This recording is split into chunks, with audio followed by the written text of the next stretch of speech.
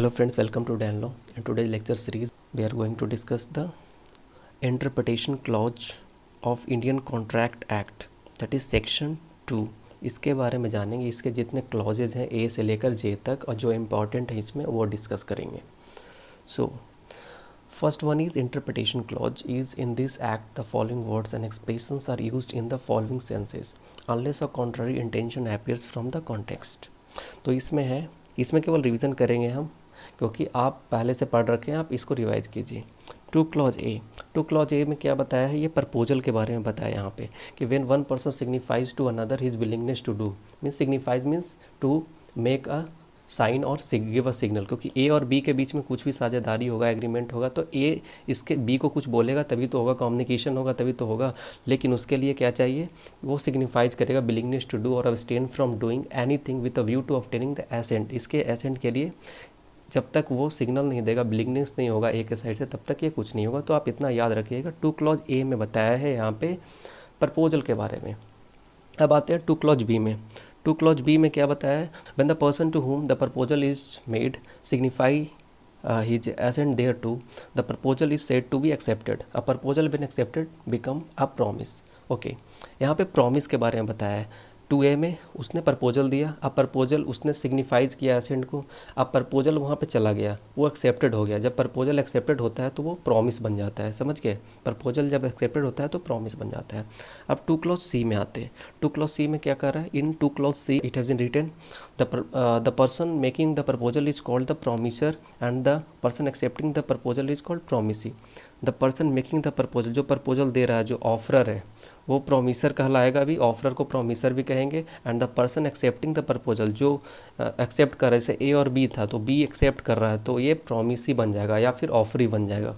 समझ गए. तो टू क्लॉज सी इसी को डिफाइन करता है, प्रॉमिसर और प्रॉमिसी को, याद रखिएगा. D, when two clause D में क्या कहा है, कंसिडरेशन को बताया है.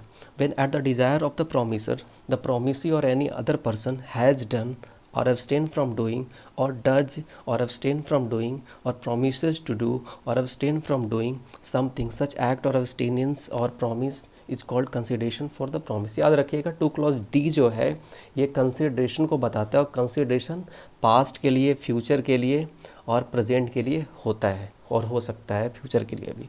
तो कंसिडरेशन प्रेजेंट, पास्ट और फ्यूचर तीनों होता है. तो टू क्लॉज डी में बताया गया है इसके बारे में. ये इंटरप्रिटेशन क्लॉज है, डेफिनेशन क्लॉज है, तो आपको याद रखना है. अभी तक मैंने बताया टू क्लॉज ए में प्रपोजल, टू क्लॉज बी में promise and two clause C में promisor and promisee and two clause D में consideration. Now come to two clause E. Two clause E में क्या है, under two clause E every promise and every set of promises forming the consideration for each other is an agreement.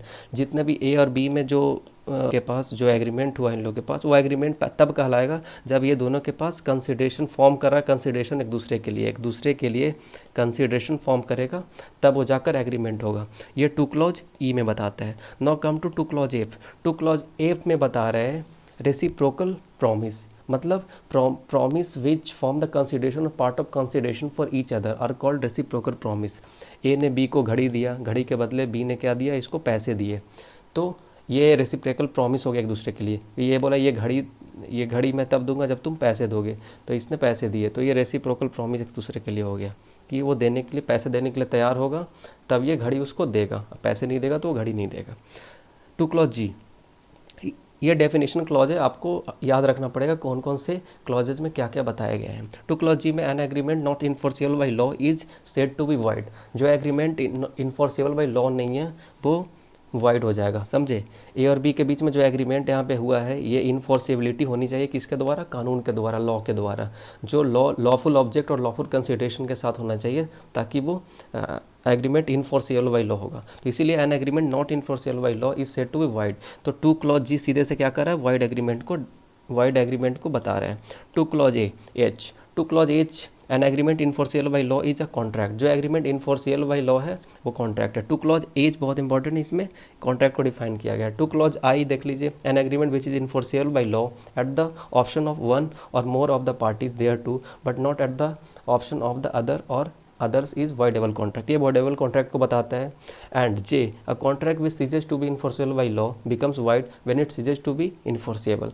तो to clause I याद रखिएगा, जो कि voidable contract को बताता है। वॉइडेबल कॉन्ट्रैक्ट को कॉन्ट्रैक्ट किसी फ्री कंसेंट से नहीं हुआ हो, या फिर वो कॉन्ट्रैक्ट हुआ होगा कोअर्जन से, अनड्यू इन्फ्लुएंस से, मिस रिप्रेजेंटेशन से, फ्रॉड से, तो वो वॉइडेबल उसको कराया जाएगा प्रोसेस के थ्रू, क्योंकि एक पार्टी को उसको दबाव में डालकर वो कॉन्ट्रैक्ट डाला गया है, बनाया गया है।